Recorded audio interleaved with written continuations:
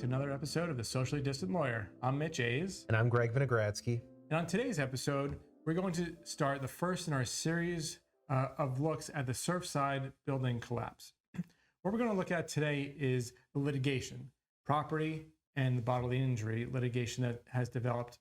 And on future episodes, we're going to look at the impact that this has had on the community and also look into proposed regulations and what's going to happen now as a result of this collapse and how it's going to affect the association community. That's right, Mitch. So today we'll focus on the litigation side of it, right? And there's a lot happening.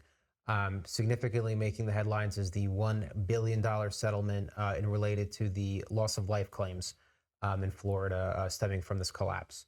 So what you're seeing is basically any entity or any corporation or anybody that has related to this association is being implicated, right? So you have the association, obviously, engineers, the neighboring property owner that was performing construction at the time of the incident.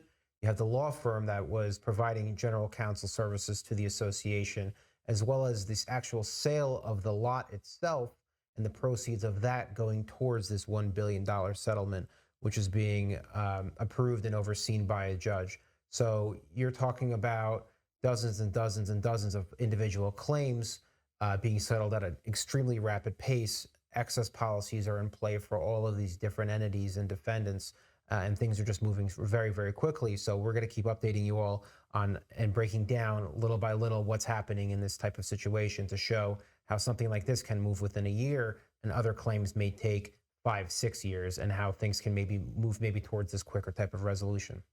Yeah, so in addition to that $1 billion settlement for all the victims of the Surfside who have lost their lives, there's also a property damage component as well that has now been resolved, and that is approaching $100 million for property damage victims in this case. Right now, it's an unfortunate event. However, this shows how risk mitigation and how proactive negotiations can get to an end game in a fairly quick pace.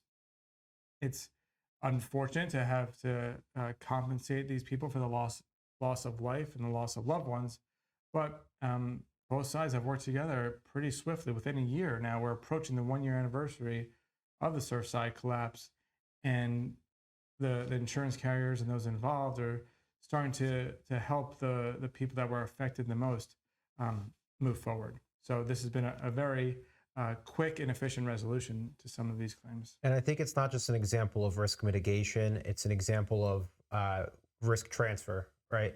So this is what we're constantly advising our clients, why contracts are important, why oversight, why getting the right parties in play is important, to understand who's responsible for what when something like this happens, and being able to protect your own interests while at the same time, making sure things move expeditiously without, creating roadblocks where they don't need to happen.